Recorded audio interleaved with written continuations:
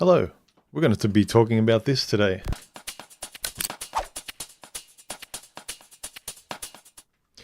Morning everyone, hope everyone's doing well. Let me know if you can see and hear me properly. I think I'm coming in loud and clear, both visually and in sound as well. Hi to the regulars who are here during the stream. Luke, Mr. Adams, Adam Super AC, Peg, Barbarian,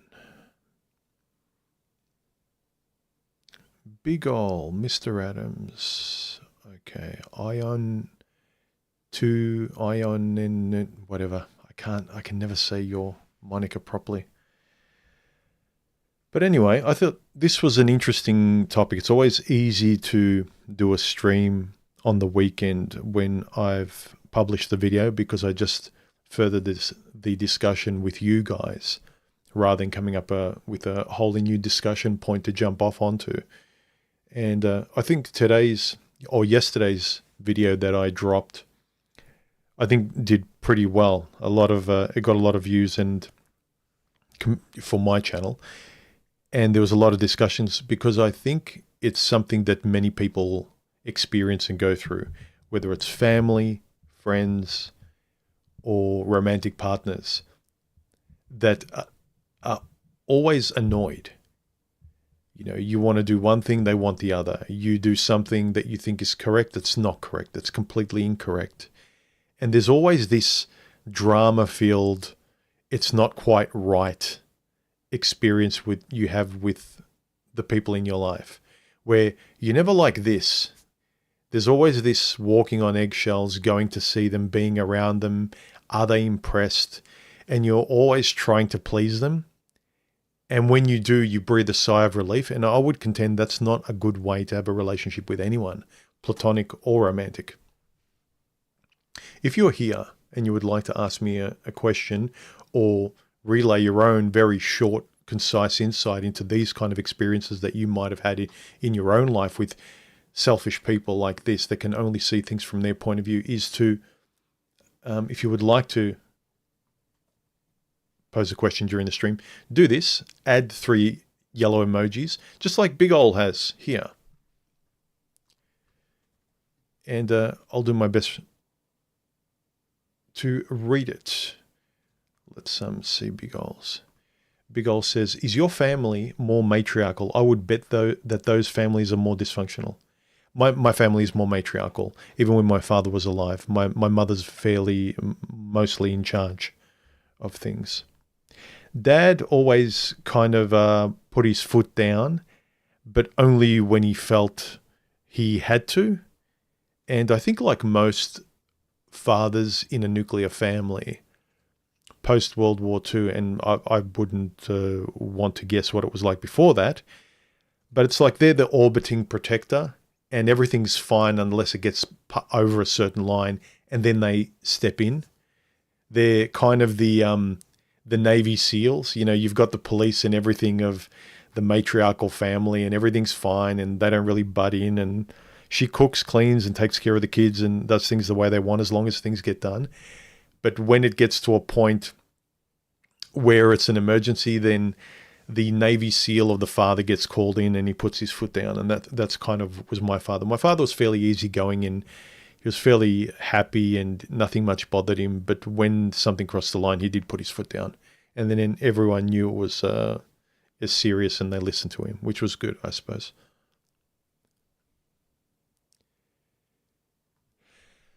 Yeah, this topic, this video, I'd recommend you watch. It's not very long. I think it's about 7 minutes or so. It's a very common topic about the people in your life that you're trying to love or that they say they love you. They're always nagging at you. They're always unhappy. Nothing you do is ever right. You buy a present. It's not the right kind. It's not the right color. Is that all you bought? You only spent that much. Like nothing is ever right. There's always something to be said. They always have something to say. And the first few times you try, because this is a thing, whether it's your romantic partner or family or less common friends, but it's mostly family and romantic partners, because it's a very intimate familial structure. When you're with your family, it's a family. When you're living with someone, you create your own micro family, even if you don't have kids. It's the same kind of living experience. You're in each other's pocket all the time. So you're codependently living together, hopefully in a healthy way. But most often than not, with your family, you got no choice. And often it's the matriarch, but there's one person that's steering the ship of the family. Sometimes it's an overbearing father. Sometimes it's an overbearing mother. Sometimes both of them just let their kids go wild, which is probably, I would say, even worse when there's no adults steering the ship.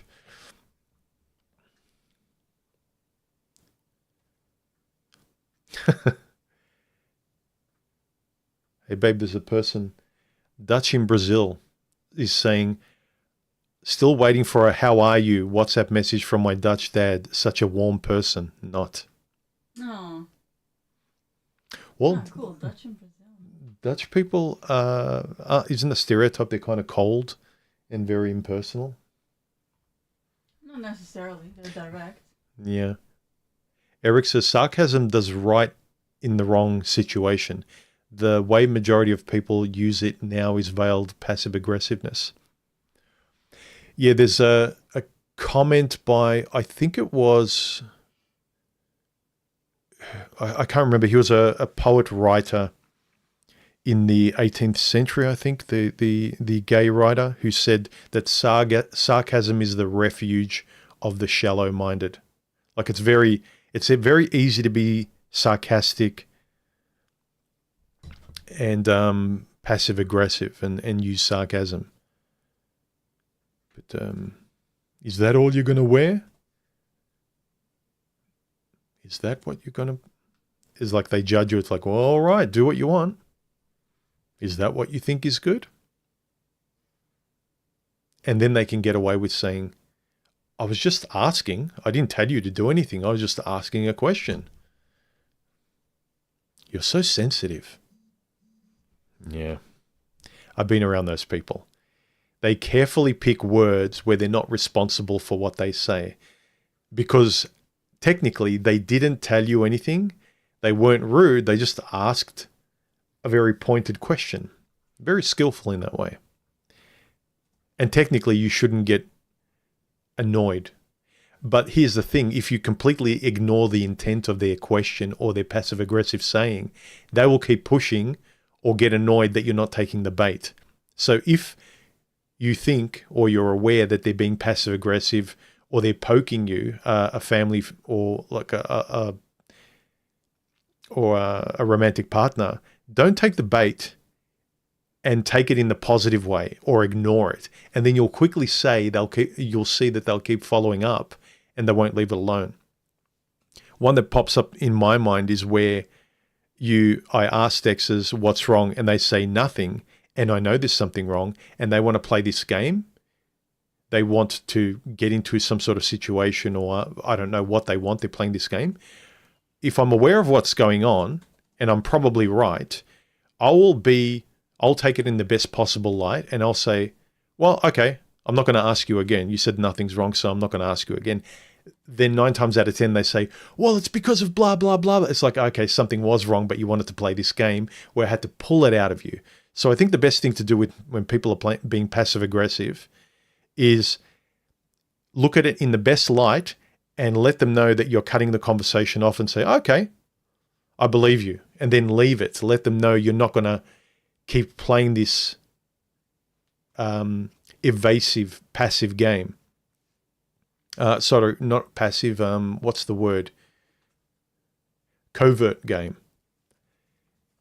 And people who are directly rude to you, like in the past, you know, your family group or a romantic partner, and they, to your face, tell you you're wrong, you need to do this better, you're not good in this way. Basically, they're guilt-tripping you or shaming you for who you are, and they think, well, you are. You need to step up. You need to do it the right way. I don't care what way you want to do it as an adult. You need to do it the right way. Otherwise, I'm upset at you. You need to either let them know, like, I don't appreciate always you feeling nothing for putting me down, and I'm trying, and you don't care. And if you see that they don't care, then you just walk away. Let them know. And if they're having a good time at your expense of putting you down, then just say, well, fine, I'm not going to talk to you anymore. I'm not going to come around, or don't expect me to be happy whenever I see you if this is the way you're going to treat me. I'm trying, but you seem to get off on and feel good about standing above me and putting your neck on me as I suffer. And you can see I'm not feeling the best when you do this.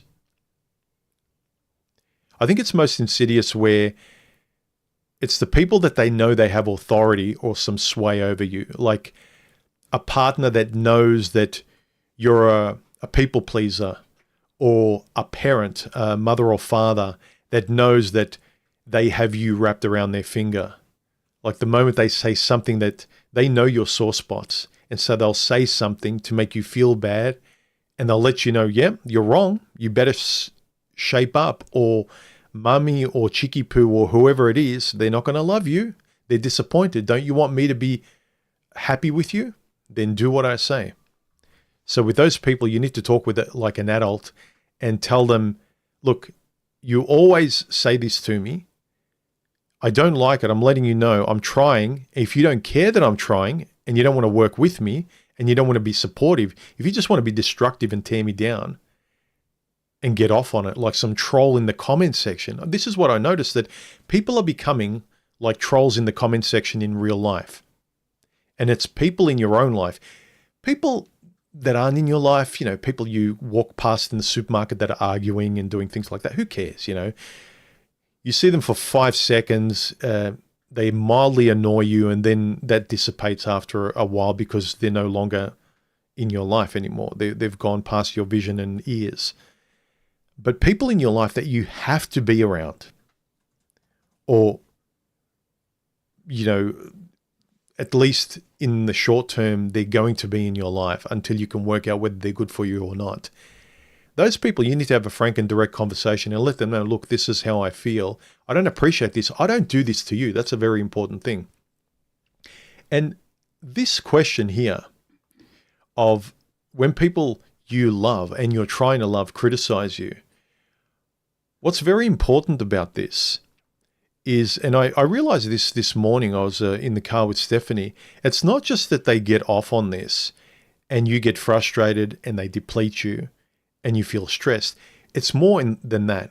I realized something I should have included in the video, but again, a lot of this comes in hindsight after you reflect on it, is that they just want everything their way. A lot of these people aren't just rude and unfeeling and they get off on your pain.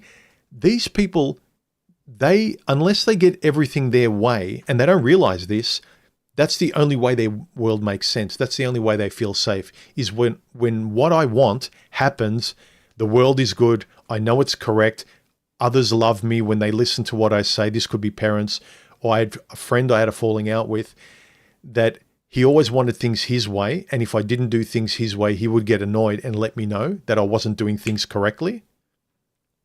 When you're not doing life correctly for your family, friends, or romantic partners, and you let them know about this, and you want to be fair about things, and you want them not to be so close-minded and selfish about having it all their way, but you want them also, meet me halfway somewhere so you can see my point of view. I'm trying to see your point of view, but I'm never doing it right. You need to meet me part way. And if they won't do that, then it's very clear that they're childish and selfish, and they will only be happy in a relationship with you if it's only when you do things via their script. And then it's up to you if you want to stay there with romantic chicky poo, mum, dad, or the friend, or the job and boss that might be treating you in a similar way. Prince Revolver says, one of my exes had a toxic relationship with her mum. Father passed at a young age. And you could see her mother's negative influence. She hated her family and mine as well. Yeah. All you can do in these, there's never a clear-cut thing, well, this equals that, is when you see, you got to trust your instincts. If you're not doing anything objectively bad, you can step outside the dynamic of you and Chicky Poo or you and your dad, and you can see, hang on a minute, all right, let me be fair about this. What did I say? What did they say? How did we respond? Are we both being fair, if as though I was observing this as a conversation between two people, right? You're the third person observing it.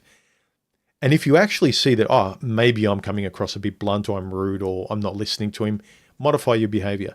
But if you can actually see that it's one-sided, they're completely selfish and it's only their way, you try and understand. And when you do understand and do it their way, they're happy and they pat you on the head and they love you as a friend or lover or mother or father. But then when you ask them to do something, they won't even do a little bit. To them, it's not important. They don't care. Do it yourself. They're not doing anything for you, but you keep trying to understand and do things for them. Then it's a good way of seeing if you've got good cooperative people in your life that appreciate and see you, because they will want to do something for the other person. But people who are completely in their own bubble and selfish and drama queens, and they love that kind of dysfunctional social dynamic, and you don't, you're trying and you just never feel comfortable trying to impress them. And if you could, that would be one thing, but you can't, then I would say have a frank conversation, let them know why you feel like this. You see what's going on, and you're not going to do it anymore because you don't exist in this relationship. You only exist insofar as you do everything they say. Then somehow you materialize as the dog that sits when you're supposed to sit and rolls over when you're supposed to roll over. That's when you get a pat. That's when you get a treat. But if you're just a dog doing its own thing, it doesn't love you.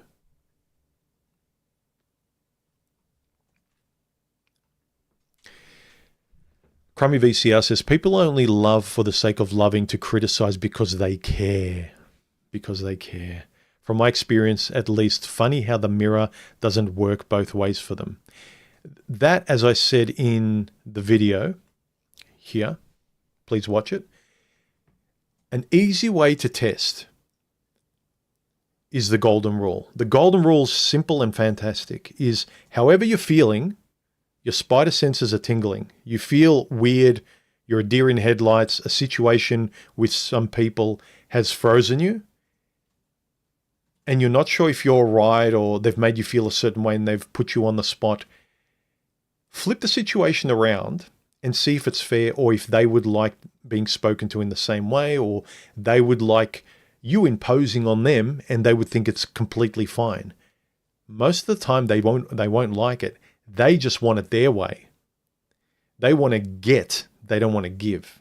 They don't want to be fair. So if they wouldn't appreciate you doing what they're doing to them or what they're asking of you, they would look at you and going, look, I'm not going to do that. Do you know who I am? Then you know it's not correct. And then you know you're being used. Then you know you're a people pleaser. You care far more than they care about you. And they don't actually love or care about you as a friend, a lover, or a son or daughter, if you might be a woman in the stream. They don't. They just want you performing like a seal. Prince Revolver, thank you for the super chat. He says, children are the only people I have tolerance and patience for at this point in my life, and it's only because they still have growing to do. I'm tired of grown men and women being brats. Amen. Yes, I am tired of me being someone who doesn't want kids, looking at people with multiple kids who shouldn't be kids and saying, like, I'm aware of other people. I don't want kids, and yet I can see that you just don't do the basics. You are just a bunch of lazy people that just came in each other. That's all you are. It's just, I don't know. I'm not being sort of I guess I am in a sense. I'm not ashamed of being elitist on principles that would have a society running fair, more fair, better, and with less of these lazy people telling you what to do. But you look at their lives and they're completely off the rails. I'm good. Stop making my life stressful. I'm trying to give you at least the entrance to get into your nightclub that allows me to socialize with you. But you just keep nagging and raising the price. And then I ask you for a bit and you won't give me anything. Come on. Which follows the next logical point. People are overall extremely dishonest. I think overall people are very afraid and they're very cowardly. They won't look in the mirror and they try and fix by pointing and pushing and using people. Quaz said it a few times perfectly. Most people, they don't know how to relate. They only know how to use people. Like a tissue, throw them away and then act like they're angels. But what? I didn't do anything. I'm just saying that wasn't my intent. Like, no.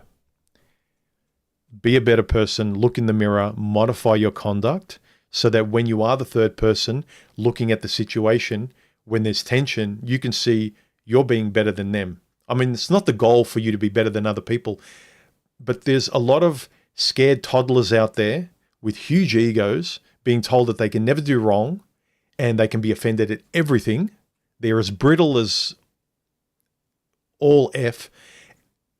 And the moment you're trying to be mature and direct and trying to live more honestly and have better relationships, they just wah and like they throw their toys out. It's amazing how many adults are still 5-year-olds, but they have every word in their internal vocabulary to be able to tell you how, like, no, it's not me, it's you. You're being rude. Do you know how that makes me feel? It's like, well, if we want to stop going around this stressful merry-go-round, let's be honest about what you're asking of me, what I'm asking of you, how you're acting, what you expect of me.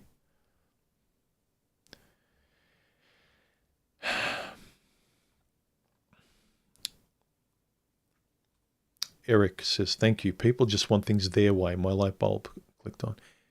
They do. Most people, they're not meaning it, but they're still a toddler that just wants what they want. And now they've got the vocabulary and a bigger internal dictionary, and they kind of can lexically gaslight you and get away with things where they get things their way, and they feel good when they can manipulate you, get things their way, and then when they do, they think, see, I wasn't wrong. They happily just did not did what I want, but they did what I knew was right. See, I'm right. I'm a perfect person. Yeah, I never have to think or feel bad about myself. Well, sometimes you do. Sometimes you need to modify your behavior.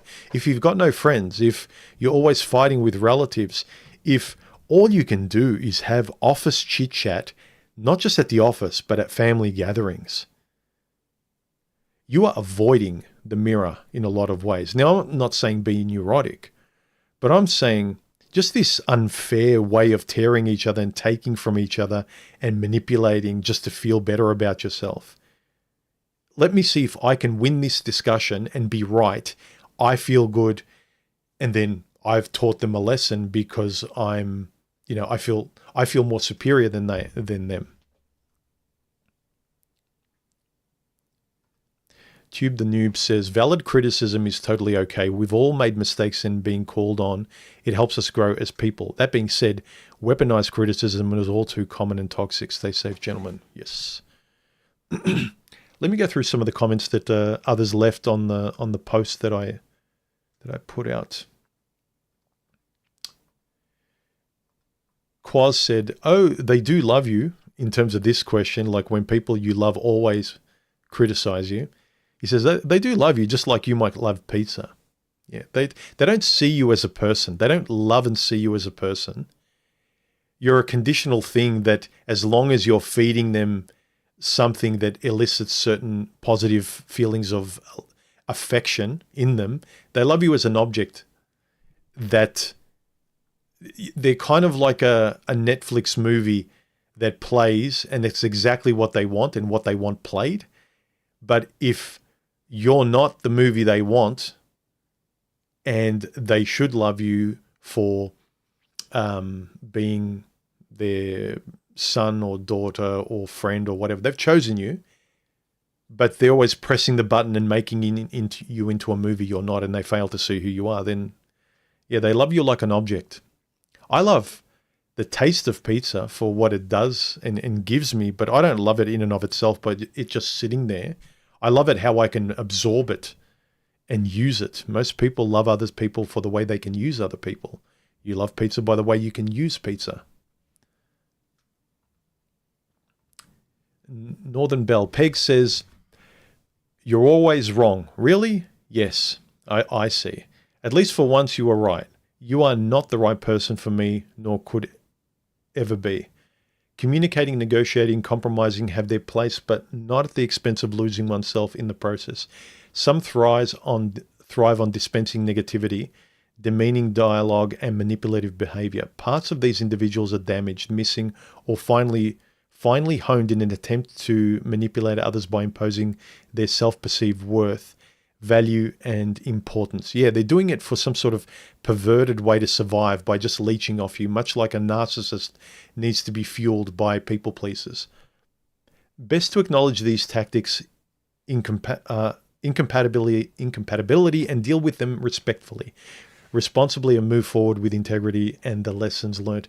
Yeah, it's all well and good being the better person, but don't stay there for long. Realize you're being the better person and leave them. But give them your peace of mind is in the most civil and polite way, but don't be a doormat.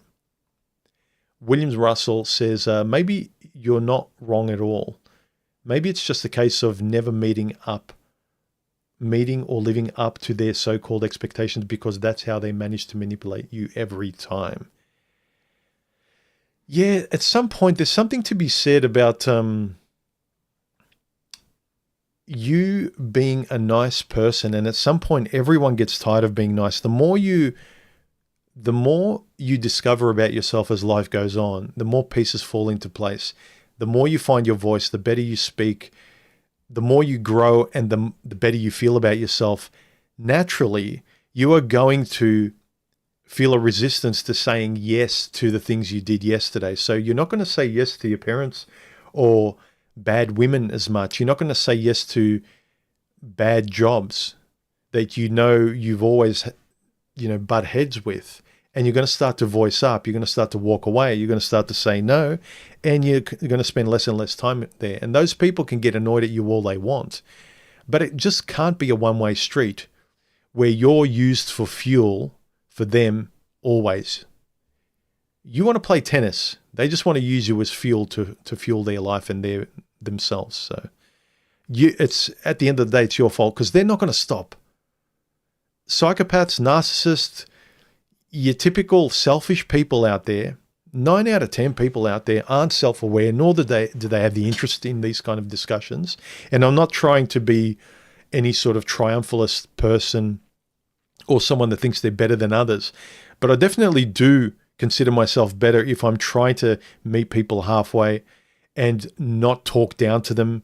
And if they tell me I'm saying something, I will consider it. I may have made a mistake. I'm always open to the idea of not being correct or making mistakes. But for people that are always right and I'm wrong and they think they have authority over me, it's like, I'm a 53-year-old man, dude. I have a point of view.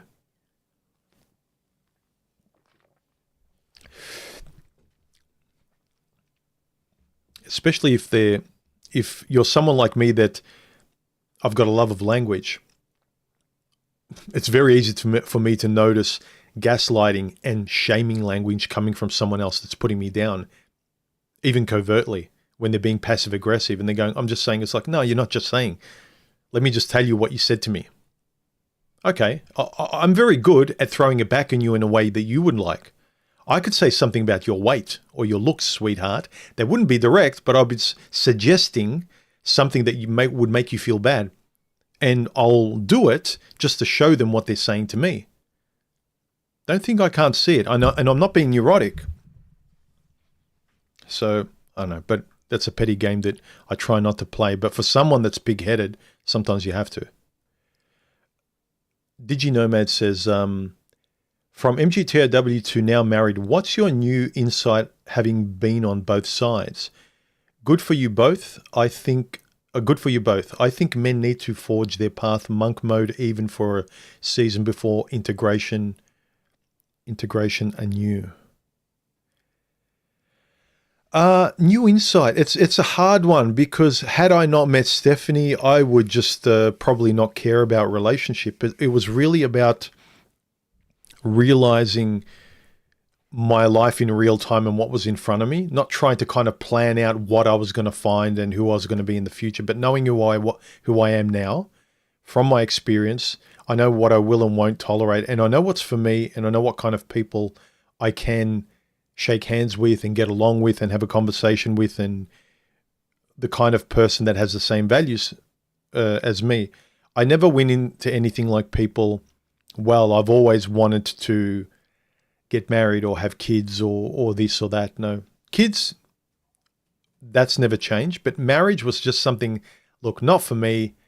I just see it as I always saw it as like a formal bonding, like a symbolic bonding that I never really cared too much about. If you want to, you can. But marriage really for me was the big no-no. I wasn't I wasn't against marriage, but I was very neutral on the side of I really don't care and what's the point.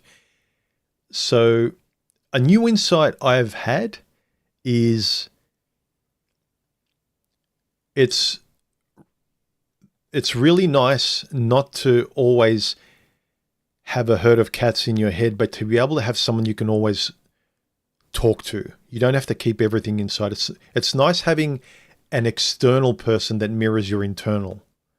That's really rare and nice. It's kind of, I'd say you can do that with your friend, but there's something much more intimate it's hard to put into words, the bond and friendship I have with Stephanie, that it's beyond friendship.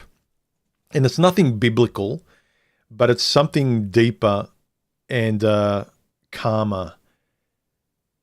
And it's only when you come across it that you should make the decision that you can trust your instincts. Hopefully you've done a lot of work on yourself and you can see yourself very clearly in the mirror. You have no hate for the world. You're very calm. And then when you come across someone where you really want to do something with them or be with them, or in my case, I just knew without a doubt, I jumped on a plane during the bug at the end of it, where no one was traveling. The planes were only open for a week at that time, and no one was even out of quarantine. And I was jumping on a bug, having tests every hour, never having traveled, and it was just the right thing to do, and I had absolutely no fear at all. No questions, and I've been talking to her for a long time. So we knew each other inside and out. Because I think to me, it would be the biggest regret knowing all this stuff, knowing myself, with the benefit of MGTOW and all the kind of scientific, data-driven stuff like, yeah, men and women are generally like this and keep your eye out for this and obvious red flags and things like that.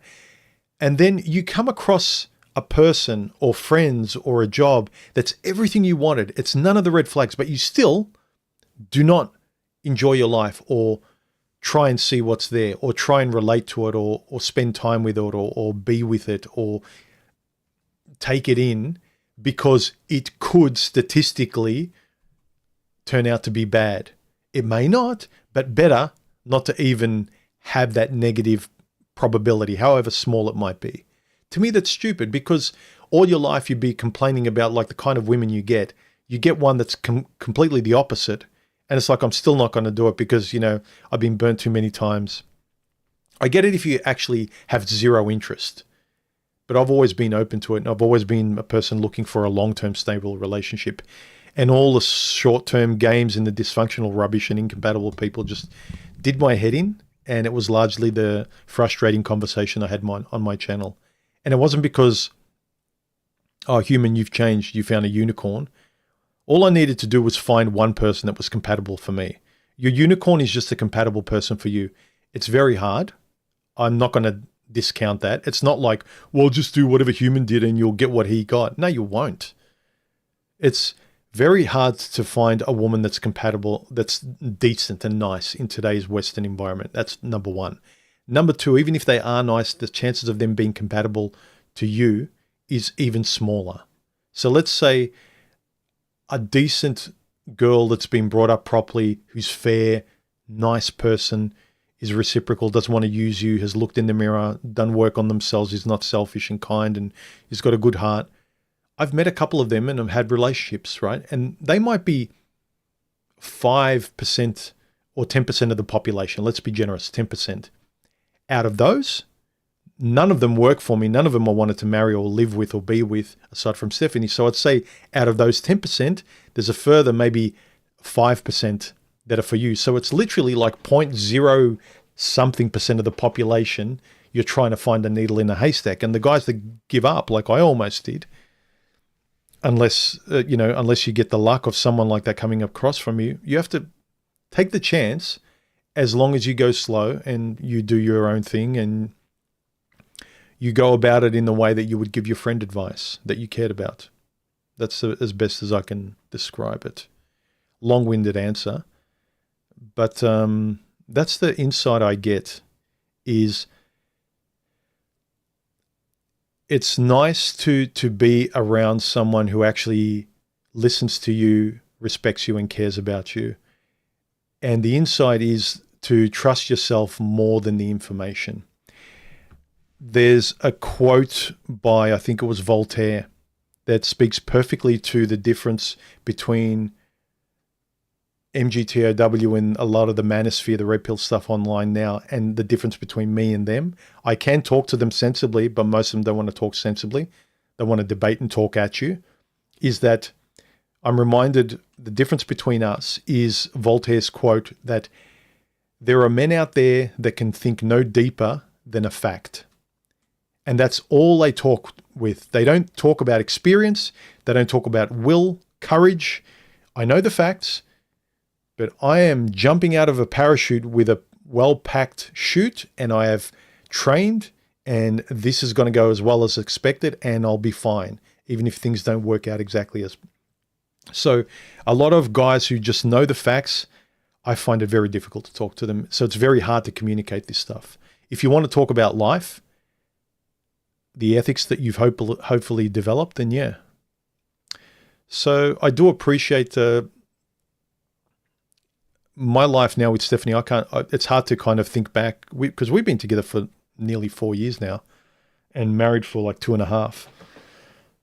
But yeah, it's just warmer, easier. My life is the same. Now I just have another person external from me that's very, very similar to my internal self.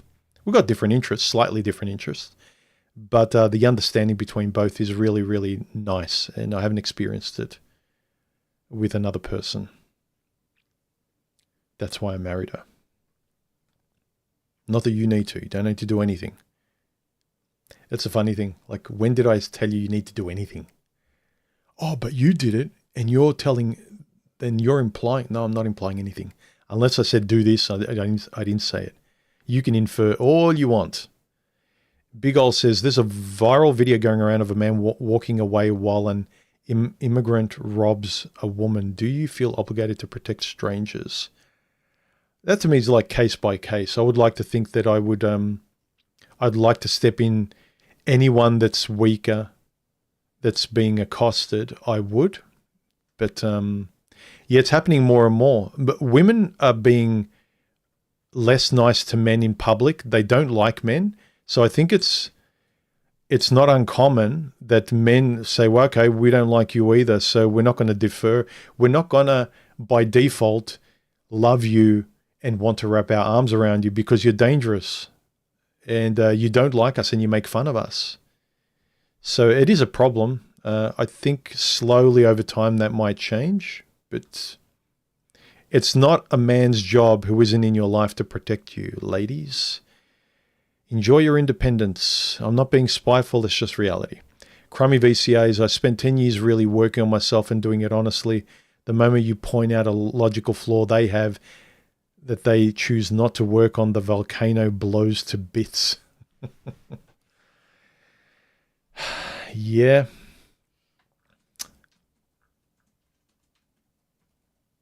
Prince Revolver says, with parents, I started to say no when they asked more of me than my older siblings. With women, I got tired of the same, of not standing up for myself to someone unfair. Yeah.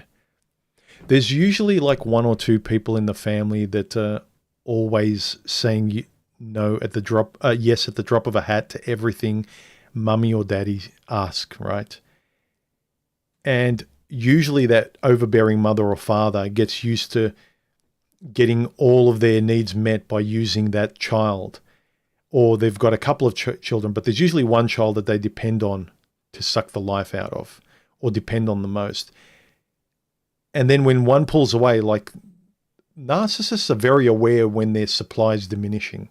They don't want any of them diminishing. They're happy to add more supply and gorge, but then they've just upped their standard. But they're very aware when you start cutting off supply to them.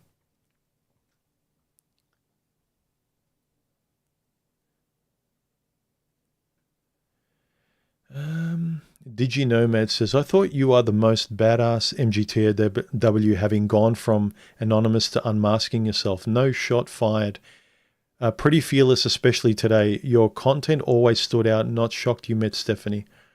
Yeah, like I'm not trying to big note myself, but I remember when I did show my face, it was a long time coming. It was a couple of years, because I wanted to talk honestly about the problems that, there's always been a digital journal for me on my channel. I want to talk honestly. I want us all to make this kind of content. I wanted other guys to make videos and channels. Like I wanted to make friends with guys that have been through this stuff, and I've made friends, but I wanted to do it like as honestly as possible. I wanted to make content. I just didn't want to talk in chat forums and in the comments with avatars. If I want to tackle this and solve these problems with my relationships and women, like, let's face it. Let me face it. Let me make a channel. Let me talk about it directly. Let me unapologetically let it all out like I do in my journal. And then after a while, it's like, now I'm still hiding in a way. Let me show my face. What have I got to lose? What am I afraid of? Oh, what if Chicky Poo sees it? What if my family sees it? What if my boss sees it? Well, am I saying anything that I'm embarrassed about? No. Like, if you're swearing and your content is only getting clicks because you're being extreme and like very provocative to the point where you have to hide. But if I'm saying, I'm being honest and truthful, and I'm really being honest about what is important, and this is real, and I'm being as civil about this discussion as possible, but I'm being very direct and blunt about it as well. If I'm not embarrassed about my words, that's what I thought. Like, no, the next step that's always tapping me at the back of the head is like, I need to show my face. And when I did, that was a big relief. And everyone at the moment was like, oh my God, watch him lose his job. His channel's over.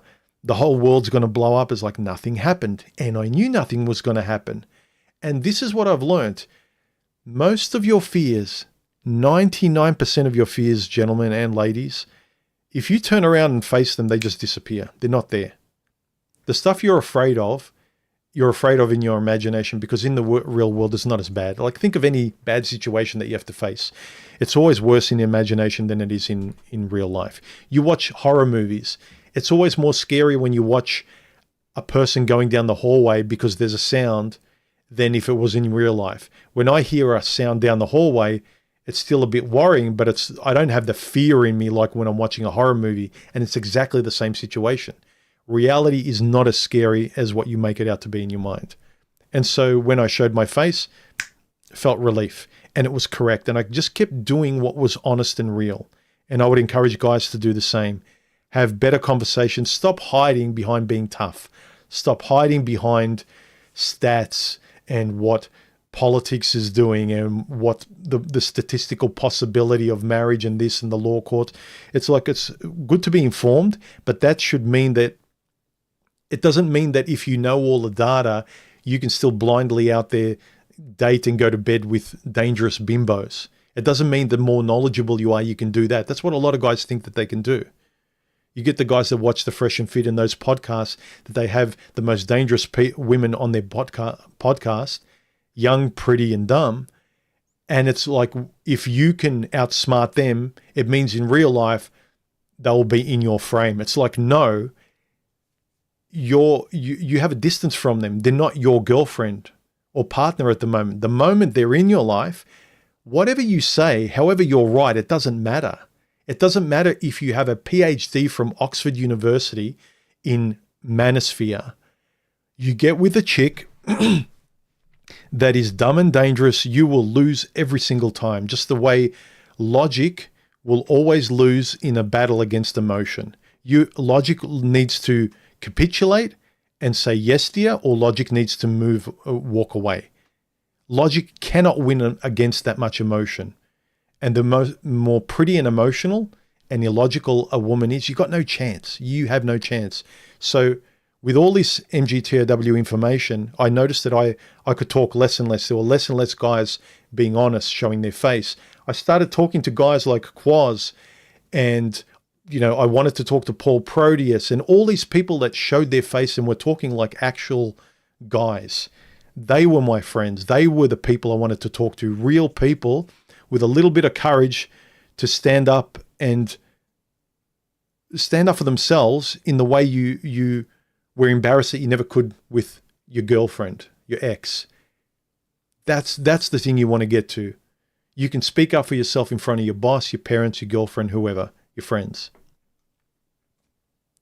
He says, not shocked that you met Stephanie. Look, I'm not shocked either. It's unexpected, but it makes sense. I didn't get cancelled when I showed my face because I have nothing to be ashamed about. I'm not surprised I met Stephanie. It's not planned, but I'm not surprised given my eyes at the time and the way I see the world and what kind of person I think I am. Big Ol says, did you always harbor the fantasy of marriage deep inside you? No. Unequivocally, no. Not at all. Even when I met Stephanie, I said, like, not getting married. Are you okay with that? And she was like, yeah, fine. I could tell as I got to know her, she's a girly girl. She likes all the things that girls like. She's typically feminine, right? But she has zero want for kids. And as a consequence, like me, marriage was like a complete like neutrality. With her, it was a little bit more. It would have been like a little more of a romantic gesture. And then as I got to know her, I thought like I might provide this gesture years down the track when we've been together as like an anniversary surprise. She'd love that. And then as time went on, I thought, why am I waiting? Like I actually want to do it now. All RP guys started as romantics and we wish it could be true. I was never a romantic with marriage. I was always a realist, and marriage is a symbolic thing for me, not a romantic thing. And I know I can't convince a lot of guys who are very analytical about these things. I can't provide you a subjective, symbolic thing that I believe in. I can't describe it in a mathematical way to you. You don't have to get married. But I'll be married and there's nothing anyone can say about it. You don't have any control over what I do, which is I hope most guys can come to that way of thinking and talking to Chicky Poo on dates, no matter how pretty she is. Because she ain't for you if you can just believe what you can believe. And even if she doesn't like it, you can just go, well, I don't want to be with you. I'd rather be happy on my own or happy with a person. Across says, dude, you have interacted with me, so you know that I am happy that you are happy with Steph, but it does pain me to see that there are people who still can and will wish for it to break down. Yeah, there's a lot of comments, like when I announced it, even to now, it's like, waiting for the I just got divorced video, LOL, smiley face, smiley face. Yeah, good on you, girl. Whether you're a guy or not, good on you, schoolgirl.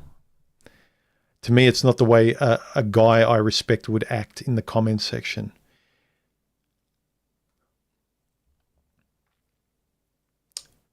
Rocket says, my weakness is a courageous woman. I've met very few. Yeah, most people out there just insecure balls of nerves, men and women, and they just manipulate and use other people to feel better about themselves. They want to feel safe. And so if they can control you, they feel safe. If they can control everything and everyone outside of themselves, they feel like my world is good. Tube the Noob says, heck, dating romance aside, just finding compatible people that you enjoy spending time with is a real treasure. Yes, I agree completely. Rocket says, Stephanie is a courageous woman. She met a bozo from Australia and went halfway around the world and married him. Not a bozo. See, hear that? She's defending me. She says, I'm not a bozo. That's what you want, a woman that defends you and believes in you. Yes.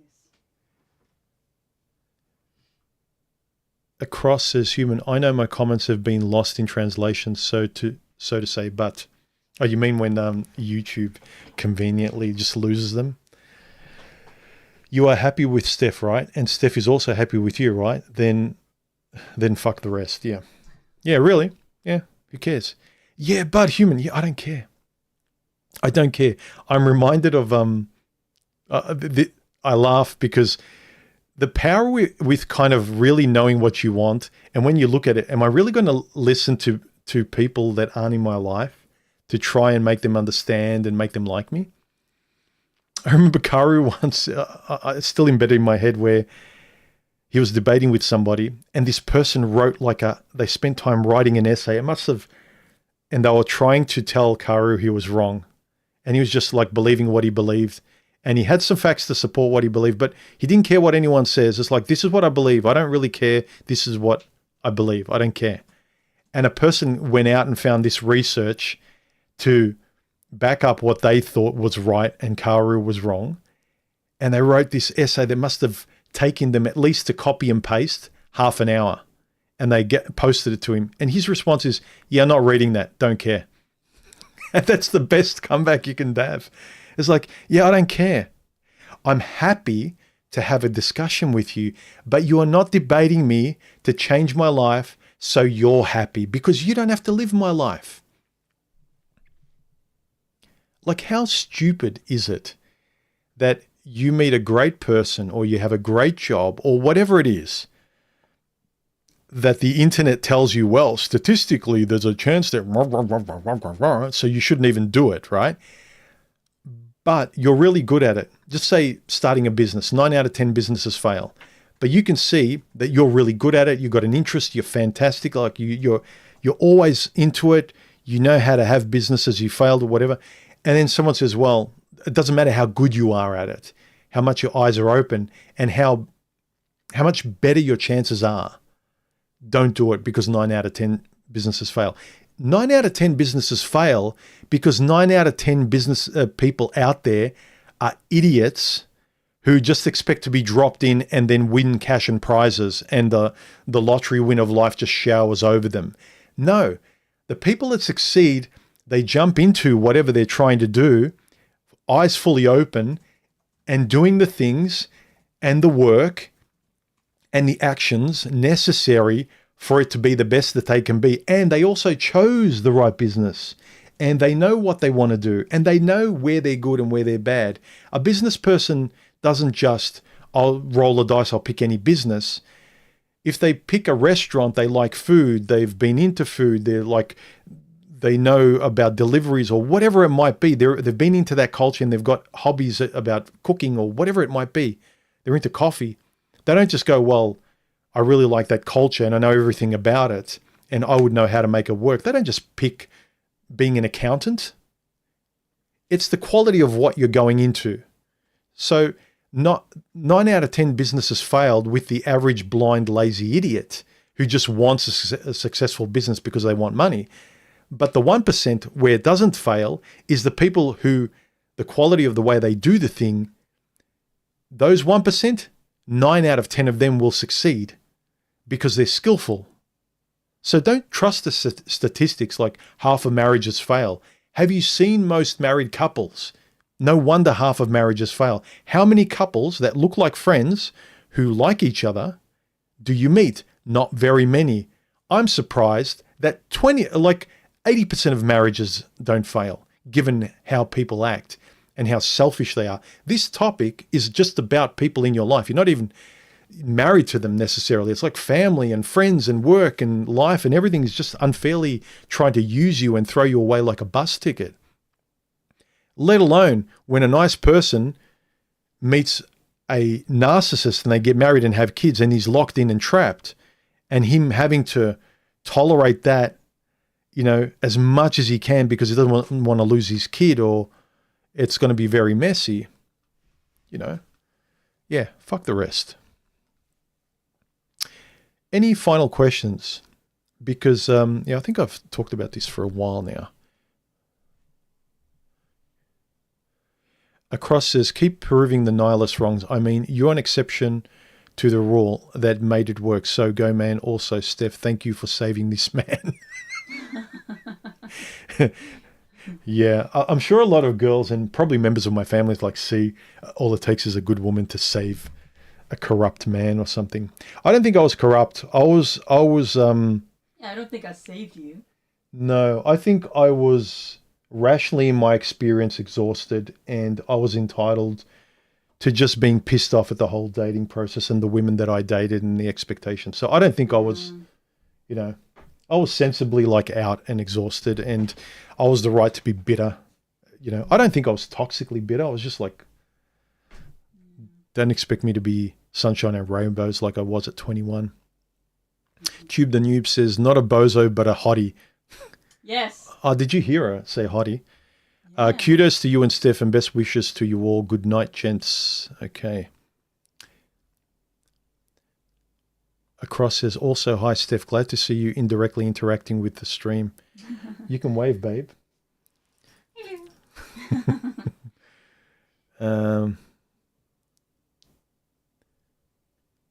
Prince Revolver, thanks for the super chat, man. I really appreciate it. Yeah, if anyone wants to guarantee getting their message read, doing a super chat, you don't have to, but it's the best chance, and I really appreciate any donations. He says, it is interesting how both genders will give into biological just before ever getting to know each other and wonder why we don't get along. I mistrusted biology and beauty to the point where I really didn't let it through the door.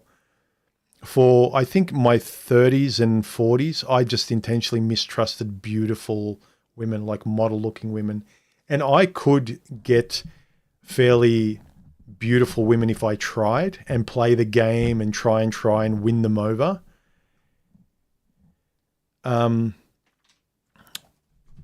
But I have met very few, read zero, women who look like a model in their face that also had a beautiful personality, that were fair, that weren't passive aggressive, they weren't bitches. I'm not saying there aren't those, dodo birds out there, but yeah, I'm not going to spend my life trying to find a supermodel that's also someone that can't wait to settle down and get rid of their world of attention that's throwing itself at it. What girl that's wearing expensive labels, loves shopping, is this outgoing, attention-seeking, gorgeous women? There's very few women that just staying at home that are undiscovered supermodels just for the fact that they don't go out in public, so they're not discovered by a scout. That is a unicorn. That's not realistic. And so I basically ignored really beautiful women because I thought I could see their attitude. I'm not bad at reading, just observing women from a distance. You see they're beautiful, they're getting attention, and you can see how they act around people, how snobbish they are. And sometimes I talk to them and, 10 out of 10 of them were a variant of what I expected anyway. So it's why even bother? It's you're not sure if you want to be an accountant. It's really you really don't like the lifestyle and what you have to do in the job, but there's just something about you that it intrigues you all the time. You're attracted to it. And no matter how many times you try, you're always quitting in the probation period. It's not for you. How many times do you have to quit from this same type of job where you realize it's not me, it's not the employer, it's the actual job itself. And whereas, so in my 30s and 40s, just to kind of go back to the initial point I'm trying to make, is that I really mistrusted a pretty face where, yes, you might be pretty, but you don't have to be a knockout. It's a nice to have. The most important thing to me is I want to see the personality behind the face, behind the body. And it took a while for me by my 40s to go like, I'm just not interested. There's like no person I can meet. It was all about, pretty enough for me to be attracted to you physically. I'm reasonable. As long as you're above a 5, and along with the 5, you've got words that boost you up in attractiveness, like your values and how you think and speak and what kind of person you are. I'll go on a date with you and let's have a discussion and let's see, because there's not many women that have a personality that's compatible or attractive that you want to talk to. And then after that, there was just hardly any women that I was compatible with. And you're getting to 50. And it's like, I'd rather spend my time elsewhere. I've given the last 3 decades, I've really given it a good shot. I've had 5 serious relationships, multi-year serious relationships in my life. And I've really given it an honest go. I haven't been perfect, but the last couple, I've been as perfect as I can be. I've been as honest and forthright. Maybe I haven't picked the right person, but now it's either going to be the right person or it's going to be nothing. I just don't want to waste any more time. All right. Any last comments? If you are here during the stream, any last comments? Like, DigiNomad here, put 3 emojis before your comment or question and I'll read them out. He says, never give me the odds, Han Solo. Yeah. And which guy did everyone like and want to be? And it wasn't that we wanted to be Han Solo because he got Leia. Yeah, okay, that's nice. But we just loved him as a dude. How nice is it to have self-confidence and the courage to take calculated odds? Han Solo didn't just like jump off a cliff. He jumped off a cliff, again, with a rope, with a parachute. Yeah, who do you want to be? All right, we've been going for just over an hour. This is a nice place, I think, to end it, as long as people don't have any more comments. Let me see here, under the latest video. Pop up the browser. Yeah, latest video here. They say they love you, but they only see your flaws. So please have a watch of it. It's on the homepage at the top of my main channel. Let's read some of the comments. Monkey's nuts. He says, it wasn't until I was nearly killed coming home from work on my motorbike that I realized how little my ex thought of me as she stood at the end of my hospital bed and said to me, what use are you to me now? I left her after 19 years. I'm disabled and can't walk far, but boy am I happier without her constant nagging and moaning. My flat is tidier than her house and I live in peace and tranquility. You can't beat it, guys. Yep, I agree. Yeah, some comments, shit, that's stone cold. But at least you can see who some women really are when you need them. Yeah, that's when you really know someone understands you and loves you, is when you actually need them. You're desperate. And if they're disgusted when you really need them and you're desperate, they should want to embrace you and give you sympathy and support you. But if their first reaction is to be disgusted, like a guy loses their job, he gets disabled, he's in a hard place, he cries, whatever it might be, and the girl's like, ick, you're not turning me on. It's like, well, I don't give a shit. Like, I'm happy to try and do all that stuff to keep everyone smiling and we have fun and everything's great. But when I can't help it and I'm in a bad place and you go, well, I don't like that, I'm just going to sit here until you dig yourself out of a hole and then maybe I'll like you again. It's like, fuck off. It's like, you'll never have a bond unless you know that she respects you and is with you no matter what. And those little tests show you the no matter what's. Monkey Nut says, unfortunately, it's absolutely true and I wish it wasn't, but she sucked the life out of me. I have a little love left to give another woman. I've had cancer twice in 12 months. Envy your lives and don't spend it bickering with someone who doesn't make you happy, guys. Yes, I agree. Yeah, people are giving him sympathy. My buddy, sorry that happened. Yep. Yeah, they know people that have had similar things happen to them. Steve says, imagine if it was the other way around, if he said that to her at the end of a bed, the feminists would try and throw the guy in jail. Yeah, who gives a shit about feminists? Give a crap about the kind of woman. Like, what's the point of going out with a woman so you can tell a story of how bad she was, so all the guys online can pat your back and say, yeah, you see what all women are like? Isn't it better not to even go through that? Like, be on your own, or pick a woman that you spend enough time with that she shows you over and over again that she cares about you and she's got her morals in the right place. Yeah, don't date terrible women so you can be right after you break up, guys. It's a terrible way to waste your time just so you can high five each other in the comment section. Don't do it. Do you want to be right or you want to be happy? Stop trying to be right. I said, that's a cold woman. Well, at least she showed you without a doubt that you're only useful to her, which would have made the breakup easy on you. I remember that when an ex would show that clarity of telling me that she doesn't give a toss about me, it made it so much easier not to care about her, and move on. So congratulations on being free from her. Sorry to hear that you're somewhat disabled, but yeah.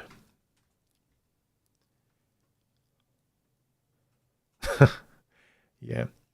Christina says, I talked to my partner the other day and admitted that I was being overly critical and controlling because I was personally feeling out of control, projection. I apologized for making him feel like he couldn't be himself and much more. I also realized I didn't know how to communicate my true needs in moments of hardship. I'm now taking responsibility of my internal turmoil and addressing that with self-compassion. I'm also revising Stoicism philosophy. And this is from a girl named Christina. Good for you. Not many women like saying sorry or looking in the mirror. It's much easier for most people, but I would say statistically more women to fix their problems by talking at people. And you look at the schoolyard, what women are like. They relieve their internal turmoil and anxiety by proving them that they're right over others. So when you do it to yourself, you become invincible mentally. You realize when someone's manipulating you. So good for you for getting out of the schoolyard. Aben Buford says, I mind my own business and do not talk to people, or when forced to say as little as possible. Yet these strangers complain when I do not react or respond or meet their expectations. I silently revel in my self-control and victory when people get frustrated at their attempts to manipulate me. Yeah, that's good. Make sure it's healthy, but don't get off on playing the game no matter what the person's like. Sometimes a person's innocently, they're not trying to manipulate, but sometimes if you play whack-a-mole before you even seen what they're like, you can start to be the person that reacts by putting up a wall before you even need to. And that can also happen when you're out there dating. A few of the red pill guys have built a fortress of protection, and they immediately put it up so no one crosses a boundary. But sometimes you don't need to put it up unless a boundary you can see someone's approaching and trying to cross.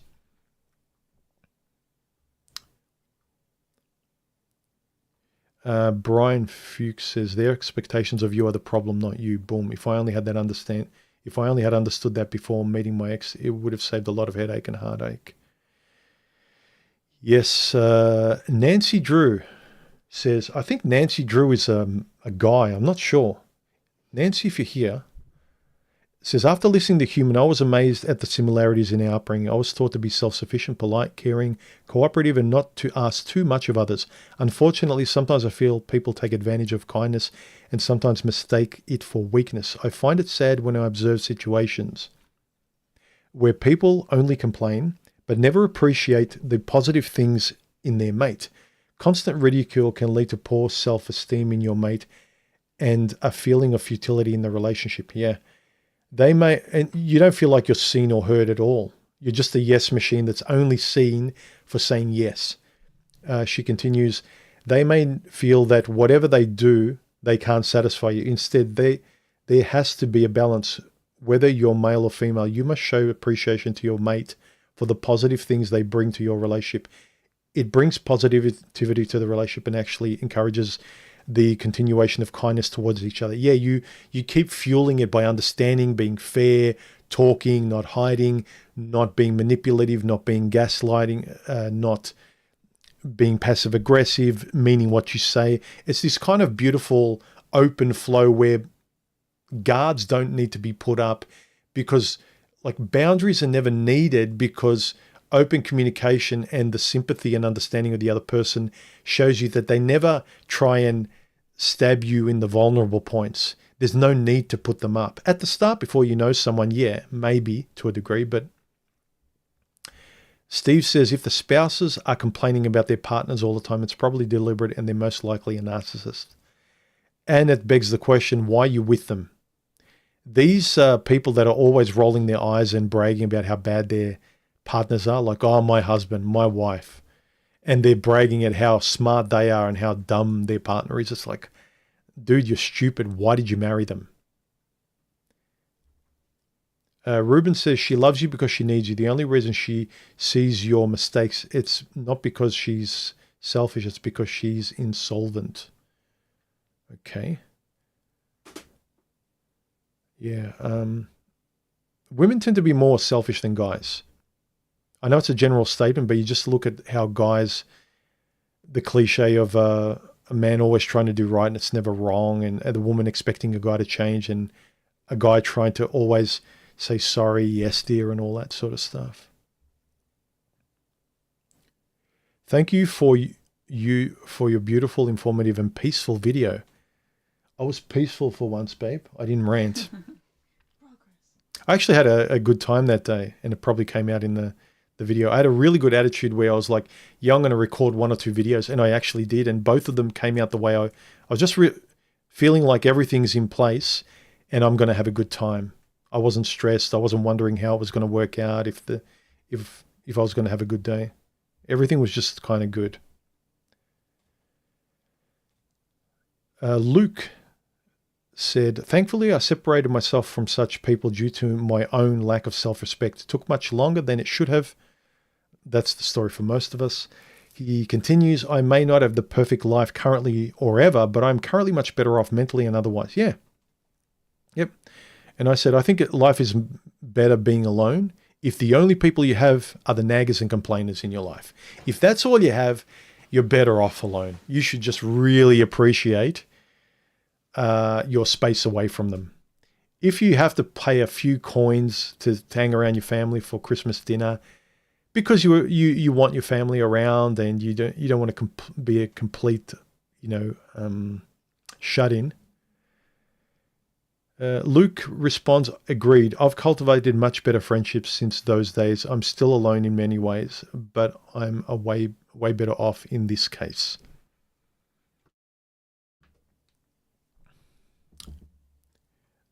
DRV Scott says, to judges to compare, and comparison is the thief of joy. Therefore, judgment is the thief of joy. Harris, the second coming, says, took a lot of pain and overcoming the victim mindset, but the less I shared with people, the more secure in myself I became. If you're not a friend or family member I trust, then my problems aren't your business, and they damn sure aren't your entertainment. Yes, I think that's where I got kind of annoyed at when I announced that I got married. I realized a lot of people felt like I should have told them a bit earlier, but I felt like my business, my secrets, they're not yours. They're mine to keep if I want. I could never tell anyone. As long as what I'm saying is helpful and it's not contradicting how I'm living. How you perceive things is different, but yeah, if you're not in my life, I don't owe you full transparency. Arayu Williams says, human, I went through 2 dysfunctional family, biological and adoptive.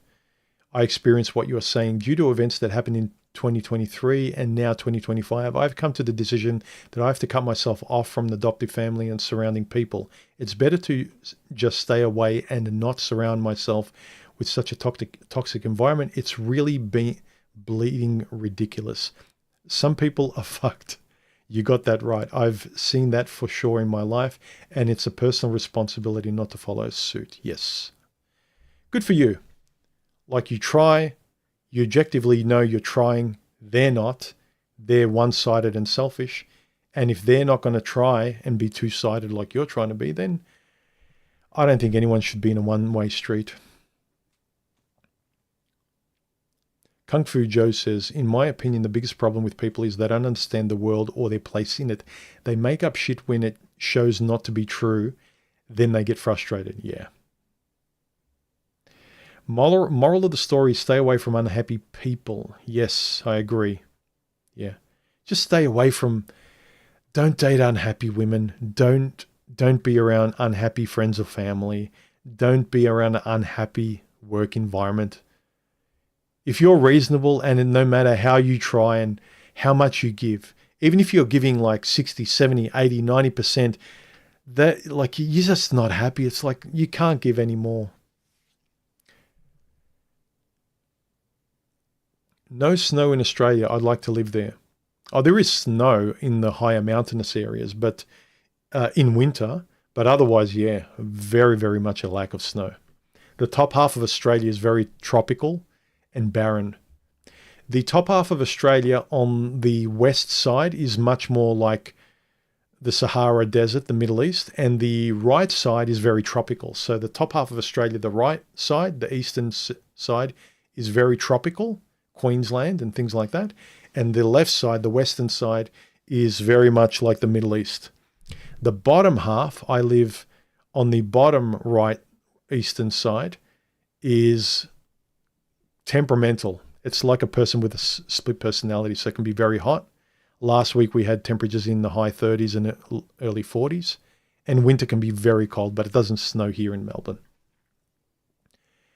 Jack Denniston says, I love you equals you are useful, but I will never acknowledge this. Yeah, for most people, they're not self-aware enough to know that they just love people to the degree that they can use them. I hate my family for a good enough reason. Okay, the face. They are just lying. Boffin, how are you, dude? He says, note to self, rat out human to the International Italian Anti-Defamation Organization.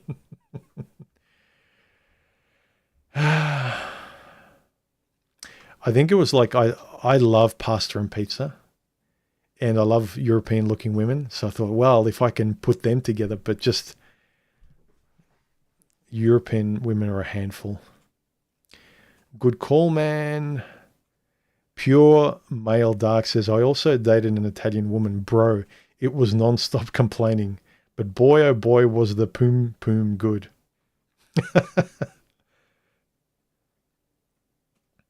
Yeah, that's a lot of it. It's the only thing that keeps them manned. They think that the drama and the fighting equates to the same kind of excitement in the bedroom. But like I could, that's a very different world. You don't want the kind of like stress in the outside world. Control is not love, T-Dog says. That's very true.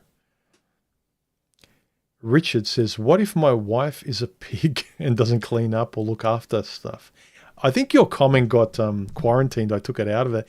Just watch your language, guys. Like, because there's some language like this that the algorithm picks up. She drives me insane. Married 40 years. When I get her to do some household chores, she's as cranky as and gives me the silent treatment. Only when I retire did I see how little she does. Yeah, if you're doing your stuff around the house and she complains that even doing the smallest female job around the house, then yeah. When one person is being taken of like demonstrably over the other, and the other person's trying to gaslight and saying, no, it's not a problem. You do all the work. I'm not going to do anything. I think a self-respecting person sees the unfairness. Thinking John says, I had to cut myself off from a few friends like that, plus an ex-wife who was like that. Yeah. J.M. Wood says, this person happens to be my own mum. Yeah, a lot of times this applies to family members, most often mothers. Pure Male Dark says, great, spent a lot of time on the comment for it to show up. Hey, not my fault, YouTube. Sounds like my wife. Kung Fu Joe says, goes to the question, what is love? In my honest opinion, it's nothing more or less than a chemical reaction in the brain It's not a certain action you can do with it what you want, including ignoring it. For instance, I have a lack of empathy and deep emotions. Can I love? What? I can have a crush, but I get bored with people. It just sounds like you're a narcissist, dude. I'm not sort of being shaming you or anything, but if you don't care about people, but you have your own deep emotions for what you care about, you just want what you want. You can't see things from another person's point of view, nor do you care about giving it. So you just might be clinically narcissistic, but don't take my unprofessional word for it. Go to a couple of psychiatrists, maybe, if you care. You probably don't. Narcissists don't care to be tested. But if you're happy with your life, what do you care? But, here we go. Ted says those are some traits of sociopath or ASPD. Yeah. But I hope you're happy without ruining the lives of people around you. But yeah, if you just see love clinically, and I know a lot of people in the manosphere start to reduce things to this sort of scientific thing. You know, women are only good for this thing. Love doesn't exist. It's not true. I can't prove to you that mathematically love exists. It is hormones, chemically, like if we want to try and explain it that way. But there's also, you know, you love your hobbies, you love certain pastimes, you love certain people, you love being around certain people. You have this really intense attraction and wanting to be around certain people or things or hobbies or whatever. I actually think you can love things or people. Like love is a feeling of attraction, but you know if you love something in a healthy way, if it's a conscious reaction to the thing, and you can say why you love it, why you're attracted. But if you just don't have any empathy, you don't care about how you treat people, but you have deep emotions about what you like and what you want to do and how you want to use people and how you want to enjoy yourself, that's just narcissistic / sociopathic traits. But get professional opinion on that if you care, if it's actually real or not. But off the top of my head, that's what it sounds like. All right, I think they're all the comments I've got now, nearly an hour and a half to go. If you are here in the comments, if you have any final comments to say, let me know now, because we're going to end the stream soon.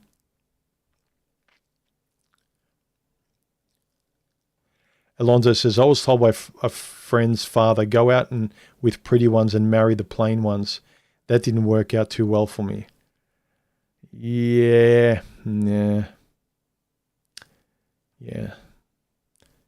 Sad but true.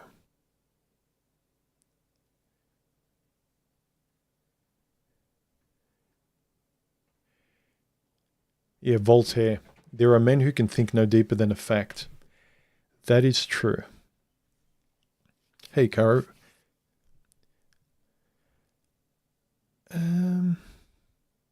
Almond Ghost, love equals cope. Well, if you want to reduce it to everything you love and enjoy doing is cope away from stress, the void, depression, boredom.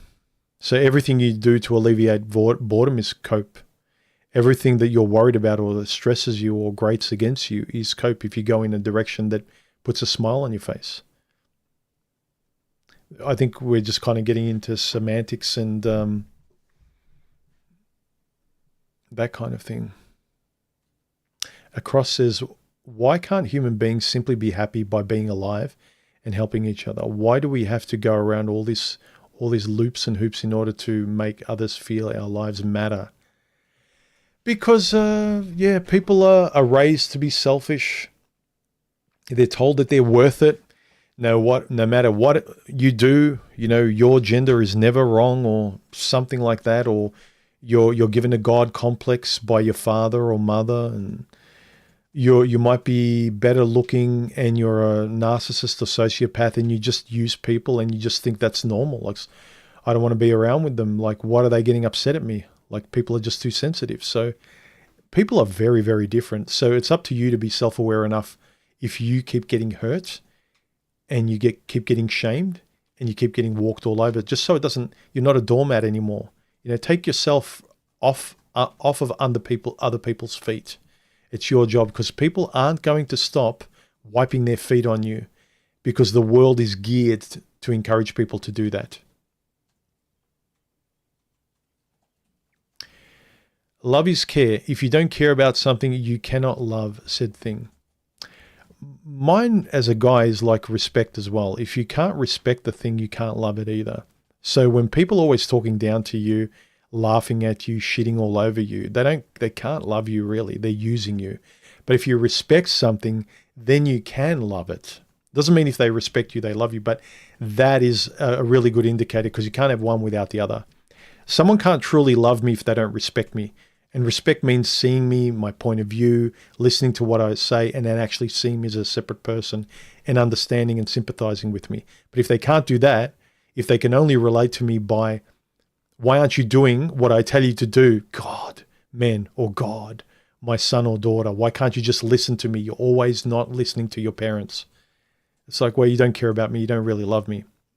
You love me as so far as I'm like your pet that does a trick that everyone around you claps at and says, oh, aren't you a wonderful dog owner? You've got such a great dog, and you're proud of having such a great pet. Nancy Drew says, I am definitely a girl. Okay.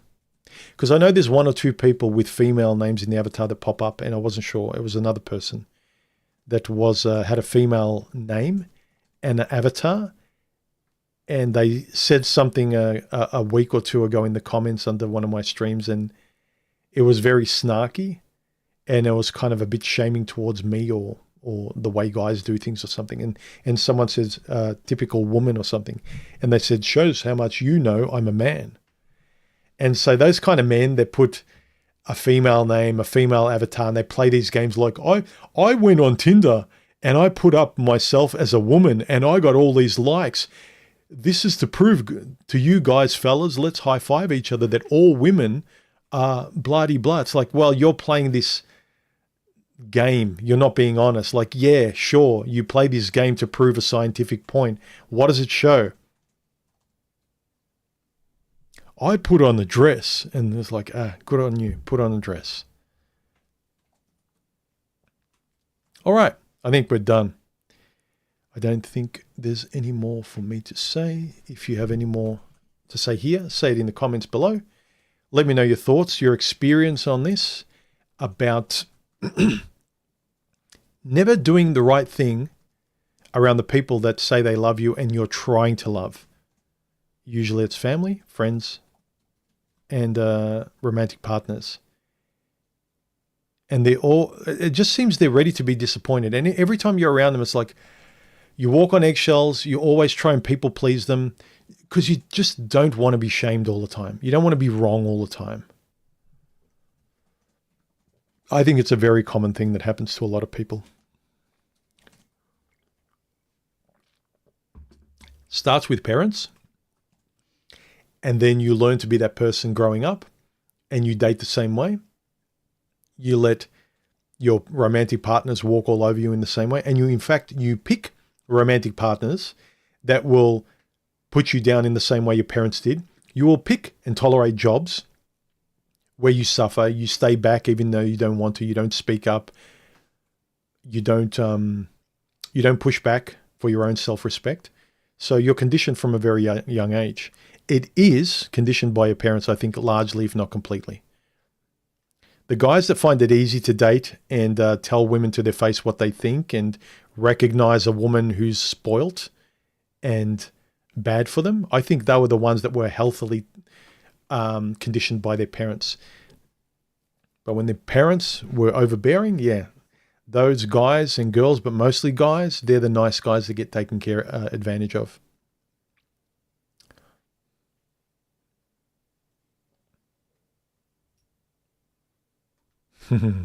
Yeah, I think CJ's talking about what I said about people that put up fake profiles, like if they're a girl and they pretend to be a guy. But mostly it's guys that they put up fake profiles pretending to be a girl on chats and on Tinder and dating profiles. And for some perverse reason to show how it's unfair between men and women in the dating world. Of course it is. Everyone knows it intuitively. We know. Or you're not discovering gravity. You're not discovering light and fire. Like we know, clap, clap, clap. Good for you. Low resolution thinking. All right.